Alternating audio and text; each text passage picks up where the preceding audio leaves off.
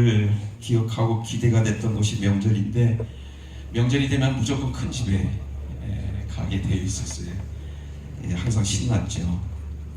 큰 집에 가면, 큰 집이 참 부자였거든요. 상다리가 부서질 정도로 그냥 아주 풍성한 그런 잔치가 벌어졌었는데, 저희 아버님은 목회를 하시기 때문에 매번, 지금도 생각납니다. 교회에서 주는 성미 아시요? 성미 아십니까? 성도들이 밥 먹을 때마다 한 스푼씩 떠서 쌀을 이렇게 봉지에다 담아요. 그리고 그걸 모아다가 교회에다가 성미로 바치죠. 정말 그 성미 얼마나 귀합니까? 하나님 앞에 드린 거 아니에요? 그거를 이제 목사님들한테, 목사님이니까 이제 그거를 가지고 갖다 주시는데, 그게 여러 가지 쌀이 섞였으니까 이 냄새도 나고요. 또 여러분 쌀벌레 보신 적 있어요? 예, 여기 뭐 다 어르신들이니까는 그것이 하나하나 이렇게 슬금슬금 올라오는데요. 어느 사이에 이게 뭐 숫자를 셀 수가 없어요. 방 전체를 기어다니기 시작하는데, 정말 어린 마음에 그것이 얼마나 미웠으면 한 마리씩 다 잡아서 다 그냥 손으로 눌러서 죽이는 거예요. 그래도 끝이 없어요. 근데 저희들이 이제 어렸을 때 교회에서 이제 어머니가 해주는 것, 그 성미쌀에다가 김치찌개는 항상 빠지지 않고요. 칼국수, 수제비, 그때 미군의 그 보조를 받아서 그렇게 밀가루가 많이 있었던 것 같죠. 항상 그렇게, 또 하나 빠지지 않는 거, 달걀, 후라이 그거는 꼭 빠지지 않았어요. 그렇게 하다가 이제 큰 집에 가니까요, 정말 그 쌀의 그 기름진 그 밥 얼마나 맛있고 꿀맛인지 정말 기억이 납니다. 오늘 성경에 보니까 부자가 등장합니다. 저희들도 그 집에 가면 부자라 그런지 손님들이 항상 북적북적거렸거든요. 여기 성경에 나오는 이 부자도 정말 모든 자기 가진 것들을 쏟아 잔치를 벌였던 것 같아요. 세상 사람들이 보면 참 부러워했던 그런 사람이었을 것입니다. 그런데 이 부자가 어떻게 살았기에 음부에 빠지게 되었을까? 지옥에 빠지게 되었을까? 저는 뭐 이 말씀을 묵상하면서 사는 목적이 올바르지 않았다 하는 그런 생각이 났습니다.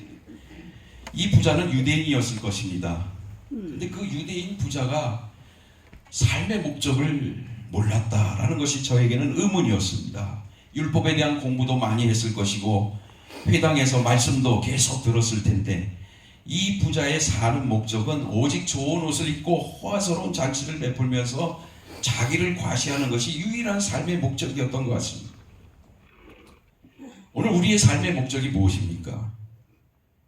저는 이곳에 와서 영성훈련을 받으면서 목사였지만 다시 한번 내 삶의 목적이 정말 제자로 부르셨는데 예수님의 제자가 되어 증언되는 것이구나 하는 것들을 다시 한번 확인하는 그런 시간이 되었습니다. 내 육체를 즐겁게 하면서 사는 것이 목적이 아니라 내가 많은 것을 소유했든지 적게 소유하고 있는지 그것이 문제가 아니었습니다. 부자면 부자대로, 가난하면 가난한 대로 부르심 받은 곳에서 증인의 삶을 살아가는 것, 이것을 아는 것은 대단히 중요합니다. 아멘. 그러기 위해서 우리 성령을 받아야 됩니다. 아멘. 사도행전 1장 8절에 오직 성령이 임하시면, 여기 나이에는 상관이 없어요. 아멘. 어린아이든지 젊었든지 나이가 많으신 분이든지 성령이 임하시면 뭘 받고요? 권능을 받다 그랬어요. 아멘. 오늘 여기도 다 나이 차이가 많이 있는데 여러분 다 성령 받아 권능 받기를 원합니다. 그러면 어떻게 됩니까? 가까운 예루살렘 그리고 유다 사마리아 땅 끝까지 증인이 된다고 말씀해 주셨습니다. 아멘. 성령이 임하시면 권능을 받고 증인으로 쓰임 받게 되는 것입니다. 하나님의 영광을 나타내는 자들이 됩니다. 아멘. 정동성 목사님이라는 분이 시어트로 이렇게 설교를 하시는 것을 잠깐 봤는데, 그동안 제가 궁금했던 영광이라는 단어를 풀어주시더라고요. 우리가 보통 나보다 높은 위치의 사람을 만나게 되면 그 앞에서 허리 굽히고 손을 붙잡고 이렇게 만나 뵙게 돼서 영광입니다. 그러잖아요. 근데 우리 목사님께서는 그 영광이라는 단어는 사람에 대해서 쓰는 것이 아니다. 영광이라는 말은 하나님에 대한 용어다. 사람에게 붙여진 용어가 아니다. 본래 영광이라는 것은 하나님의 실존이 우리에게 와서 부딪힐 때 우리에게 느껴지는 것이 있습니다. 그것이 하나님의 영광이다. 하나님의 속성이 우리 속에 나타날 때 그것이 영광이다. 하나님의 형상과 모양이 하나님과 하나가 될 때 하나님의 영광이 내 영광이 된다고 설명을 해주시는데, 오늘 이곳에 와서 우리는 하나님의 영광을 늘 체험하게 됩니다. 하나님의 영광이 우리 속에 나타납니다. 배운 것이 없을 수 있어요. 돈이 없을 수 있습니다. 학교도 다니지 못했어도 난 이 부자, 여기 본문에 나오는 이 부자처럼 아무것도 가진 것이 정말 풍부하지 못하더라도 오늘 우리가 가난한 마음으로 비참한 모습을 깨닫고 하나님 예수님을 우리 구주로 모셨다면 우리는 영광스러운 존재가 된 것입니다. 성령님의 지혜가 우리 지혜가 되고요, 성령님의 능력이 우리 능력이 된 것입니다. 하나님이 가지신 모든 것들이 다 내 것입니다. 그게 바로 영광이라는 것입니다. 오늘 사도행전 12장 23절에 보면 헤롯이 영광을 하나님께 돌리지 아니하므로 주의 사자가 곧 친히 벌레에게 먹혀 죽었다고 했습니다. 오늘 우리가 이곳에서 6번의 예배를 드리는데 우리가 온전히 하나님 앞에 예배하며 그분께 영광만 돌리기를 원합니다. 우리가 돌려야 할 영광은 오직 하나님께 드려야 되는 것입니다. 우리 마음에 조그만 것이라도 하나님이 받으실 그 영광을 가로챘다면 회개해야 됩니다. 회개하지 않으면 이제 나중에 또 결론적으로 말씀드리겠지만 지옥입니다. 회개하면 천국이 임합니다. 부자는 하나님께 받은 영광을 제대로 이해하지 못했습니다. 이 부자는 제가 가만히 보니까 너무 아까운 사람이에요. 남들이 갖지 못한 것들을 참 많이 가졌던 사람입니다. 그는 일찍이 하나님의 영광을 위해 살아가야 할 자였습니다. 조상으로부터 부를 소유했든지 자기가 평생 노력해서 매일 연회를 열 정도로 엄청난 부를 얻게 되었는지는 모르겠지만 이 부자에게는 하나님께 감사하는 마음이 결여되어 있습니다. 조금이라도 감사하는 마음을 가지고 하나님께 영광을 돌리기를 원했던 그런 마음이 있었다면 이렇게 살아갈 수가 없죠. 자기만을 위해서 살 수가 없었을 것입니다. 오늘 이 부모는 너무나도 우리가 잘 압니다. 제가 유치원 때 교회 다니면서 동화구연을 잘하는 선생님이 계셨어요. 그냥 부자와 나사로 얘기를 해주시면은 얼마나 재밌는지, 오늘 들었어도 재밌고 일주일 있다 또 들어도 또 재밌고요, 새롭게 들리고, 그래서 지금까지도 이 말씀은 제 마음에 각인되어 있습니다. 오늘 주시는 이 말씀, 우리가 많이 들었던 말씀이 이게 뻔한 그런 이야기가 아니라 오늘 이 시간 새로운 기름 부음이 있기를 원합니다. 그래서 도전을 주는 그런 축복의 말씀이 되기를 원합니다. 여기 부자는 고급 옷을 입었대요. 날마다 호화롭게 즐기며 살았습니다. 그때도 그랬지만 지금도 빈부격차가 심하죠. 우리나라가 상당히 부를 누린다는 그런 얘기가 있지만 사실은 우리나라처럼 빈부격차가 심한 나라가 없습니다. 상당히 심합니다. 목사니까 저도 양복을 자주 입다 보니까는 동네에서 맞춘 양복하고요, 저 광화문에서 맞춘 양복의 질이 틀리더라고요. 돈 차이도 나지만은 제가 동네에서 양복을 맞춰봤더니 이상하게 감이 무거워요. 근데 나중에 알아봤더니 저를 속였더라고요. 이미 한 유행이 지난 감을 가지고 떨이로 저한테는 얼마나 아부를 떨면서 그거를 맞춰주는지 제가 나중에 정말 배반감을 느낄 정도로. 그런데 제가 참 제 평생 한번 유일하게 광화문에서 양복을 맞춘 적이 있어요. 근데요 달라요. 조금 비쌌겠지만 저는 뭐 제가 돈을 낸 건 아니니까 입어보니까요 날라갈 것 같아요. 어쩌고 그렇게 차이가 나요. 여기 부자가요 그 좋은 옷을 입고 날마다 호화롭게 즐기며 살았다고 합니다. 그런데 그 호화주택의 대문 앞에 집도 얼마나 훌륭했겠어요. 저희 큰아버지는, 그러니까 큰아버지가 아니죠, 저희 할아버지는 서울에서 서울 쪽을 바라보면요 제일 큰 귀가집이 있었대요. 마포나루에. 눈에 탁 띄는 최고 부자였대요. 그런데 예수 안 믿을 때 부자가 되니까요 여기 부자처럼 아마 살았던 것 같아요. 다 날려버렸습니다. 다 날려버리고 나중에 할머니가 유교를 맞이해서 너무너무 가난하니까 그때 교회를 찾았어요. 지금도 그 교회가 있습니다. 그 교회 가서 참 예수를 믿고 정말 주님을 받아들이면서 우리 가정에 복음이 들어왔어요. 그러면서 지금은 온 가족이 다 예수를 믿는 그런 은혜를 받았거든요. 다 정말 하나님께서 은혜를 베풀어 주셔서 그만하게 또 살아요. 오늘 여기 부자의 호화주택 대문 앞에 참 이 사람 축복받은 사람입니다. 그런데 그 대문에 번대투성인 거지 나사로가 오래도록 버려져 있었습니다. 왜 부자는 종을 시켜서 그 나사로를 눈에 보이는 대로 그냥 놔두었을까요? 나사로가 대문 앞에서 어깨 먹게 한 것만 해도 꽤 괜찮은 선행이었을까요? 유대인들은 가난한 자에 대한 의무가 율법에 명시화되어 있었습니다. 특히 예수님 당시 유대 사회 분위기가 구제를 안 하는 사람은 지탄을 받았습니다. 그래서 남들에게 보이려고 사람이 많은 장소에서 구제를 일삼았습니다. 그걸 보고 예수님이 왼손이 하는 일을 오른손이 모르게 하라 하셨던 것이죠.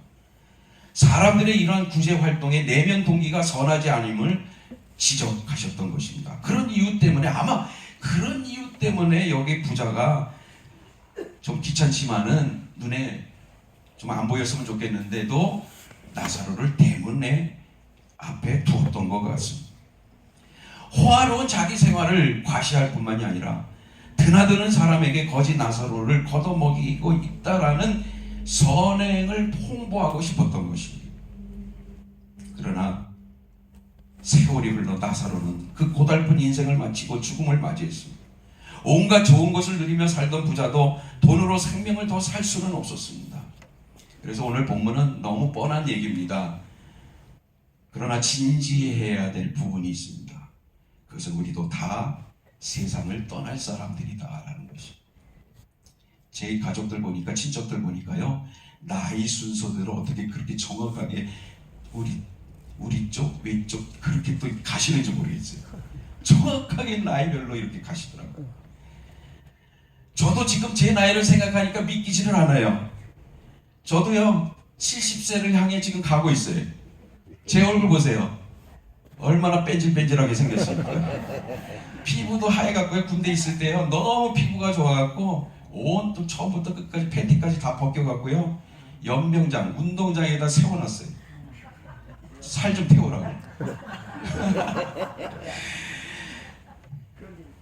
누가 보면 저는 아직도 글쎄 제 생각이지만 한 40살로 보일 것 같아요. 그런데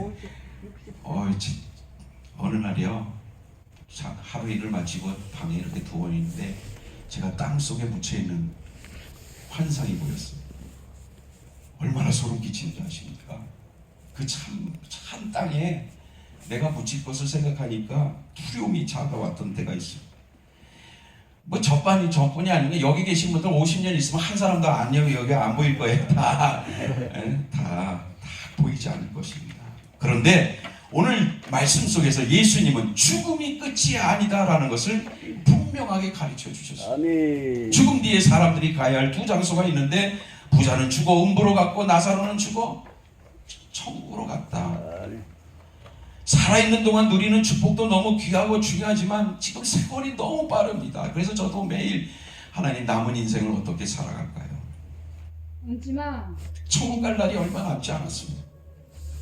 울지마. 그래서 우리가 귀한 것은 믿는 자들이 가게 될 천국이 있다라는 사실입니다. 저는 요한복음 3장 16절을 늘 암송하면서 하나님이 세상을 이처럼 사랑하사 독생자를 주셨으니 이는 저를 믿는 자마다 멸망치 않고 영생을 얻게 하려 하심이라.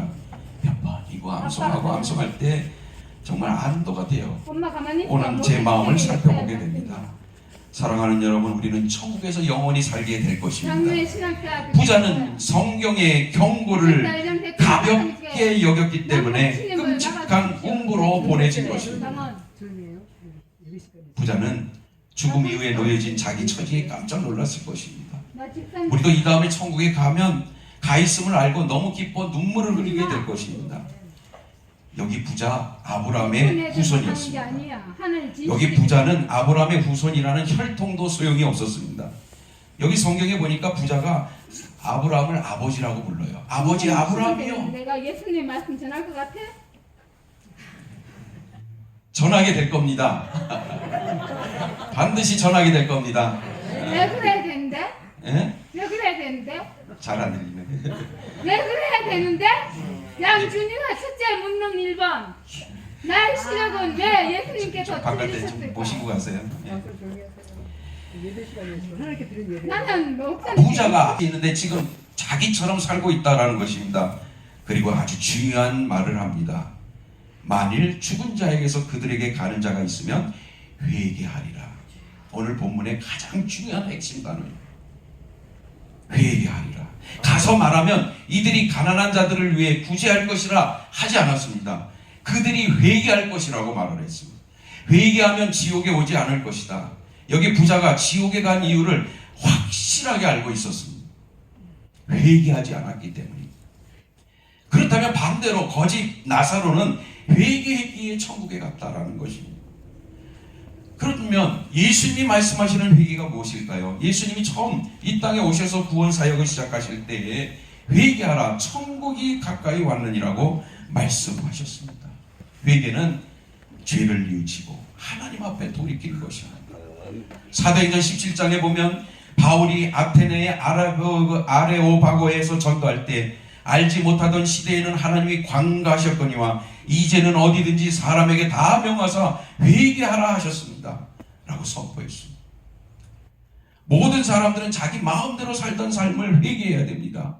부자의 모습은 회개하지 않는 사람의 모습을 너무나도 뚜렷이 보여주고 있습니다. 어려울 것 없이 하나님을 제대로 믿지 못할 때에 제 모습을 생각하게 됩니다. 참 너무나도 부끄러워요.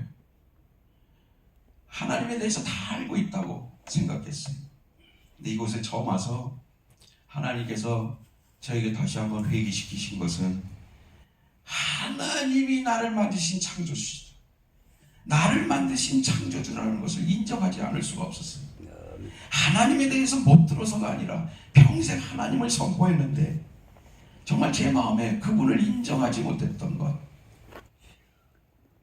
제가 목회하면서도 인생의 최종 목표는 오직 나를 성취하고 내가 행복해지는 것이었다라는 것을 깨달았습니다. 내 기준에 따라 선을 긋고 모든 것을 내 이익을 위해서 이용했습니다. 명백한 죄임을 깨닫게 해주시더라고요. 우리를 창조하신 하나님의 본래 목적을 벗어난 삶을 살았어요. 하나님이 자기 형상대로 만드신 특별한 피조물 인간에게 부여하신 십계명, 우리는 두 가지로 나눕니다. 첫째는 하나님 사랑하라. 두 번째는 이웃을 내 자신과 같이 살아가라. 하나님 사랑, 이웃 사랑을 제대로 말씀대로 살지 못한 것이 죄이고 그런 죄가 심판을 받는다는 것을 알고 예수님께 돌이키는 것이 회개입니다. 그런데 여기 부자는 그런 모습이 보이지 않습니다. 그렇다면 회개해야 한 나사로는 어떻게 되었을까요? 예수님께서 굳이 부자와 비교할 사람을 거지 나사로를 선택했을까요? 이 거지 나사로는 온몸에 종기가 터지고 자기 힘으로는 움직일 수 없는 그런 자였습니다. 개떼가 와서 상처를 핥아대고 쫓아버릴 힘도 없는, 개를 쫓아버릴 힘도 없는 무력한 이 나사로. 예수님이 그런데 이 사람을 앞세웠어요. 왜 내세웠을까요? 이 나사로는 유대의 절기를 하나도 지키지 못했고 남들처럼 구제하지도 못했고 율법이 정한 의무를 한 개도 지킬 수 없었습니다. 나사로는 하나님 앞에 내세울 것이 아무것도 없었습니다. 그런데 예수님께서 구원받을 자의 대표로 왜 이 거지 나사로를 등장시키셨을까요? 그것은 자신이 이렇게 의를 행할 능력이 1도 없는 영적 거지임을 깨달은 사람들이 구원을 받는다라는 의미입니다. 아멘. 왜냐하면 이런 사람만이 왜 예수님이 대신 축으로 이 땅에 오셨는지를 비로소 깨닫고 구주로 모시기 때문입니다. 우리 복음과 영성 훈련을 받으면서 그때마다 느낀 것은요, 이 마귀와 귀신들에게 사로잡힌 인간들을 참 마귀와 귀신들이 어떻게든지 정말 끝까지 붙들고요 지옥으로 끌려가는 정말 발버둥치는 그런 악한 영의 모습을 늘 느끼게 됩니다. 어떻게든지요 우리 안에 집지기를 원해요. 평생 자기 뜻대로 이끌어가기를 원해요. 우리의 소원은 통일인데 마귀의 소원은 집장만입니다. 집집마다 이곳에 와서요 흐르는 영적 흐름을 잘 파악할 필요가 있어요. 마귀가 견디지 못해 떠날 정도로 뜨겁게 기도해야 됩니다. 그 뜨거운 기도로 마귀는 반드시 쫓겨나게 되는 것입니다. 해결해 주십니다. 우리 문제를 해결해 주시는 분이죠. 정말 여러분 가정 안에 평화를 원합니까? 그러면 영적 전쟁을 시작해야 되는데 힘이 있어야 됩니다. 요즘 우리나라의 주제도 그거죠. 힘이 있어야 평화를 지킨다고 그러잖아요. 아멘. 힘이 있어야 마귀를 물리칠 수 있습니다. 어떻게 마귀를 물리칠 수 있습니까? 성도들은 거지 나사로처럼 아무것도 가져갈 수 없는 볼품없는 영혼에 예수 그리스도의 피로 적신 흰옷을 입고 우리는 하나님 앞에 나아가는 것입니다. 성도 여러분, 대문 밖에 있는 나사로, 근데 대문 안에도 나사로가 있더라고요. 나사로는 하나님이 도우시는 자입니다. 이름의 뜻입니다. 이름에 걸맞지 않게 살았어요. 다른 사람이 볼 때, 특별히 하인들이 부자의 상에서 남은 음식을 던져주며 뭐라고 불렀겠습니까? 어이! 하나님이 도우시는 자! 그랬다는 것입니다. 그 이름 때문에 얼마나 비참했을까요? 하나님이 도우시는 자! 너 그것밖에 안 돼? 그러나 나사로같이 최악의 생애 중에서도 하나님은 거짓 나사로를 도우셨습니다. 아멘. 끝까지 믿음으로 하나님을 소망하도록 성령을 통하여 도와주